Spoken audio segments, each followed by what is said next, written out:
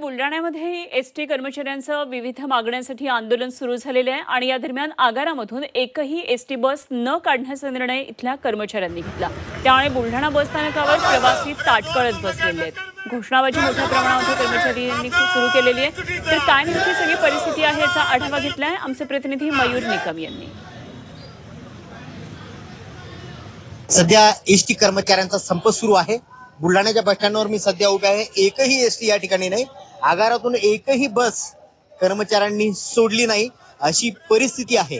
आता एकाएकी संप असल्या कारणानं काही नागरिकांना माहित नसेल, कदाचित ते प्रवासी जे आहेत ज्यांना बाहेरगावी जायचं होतं असे प्रवासी या ठिकाणी विद्यार्थी आहेत। कुठून आले? मोठी साखळी। एसटी बंद आहे आता।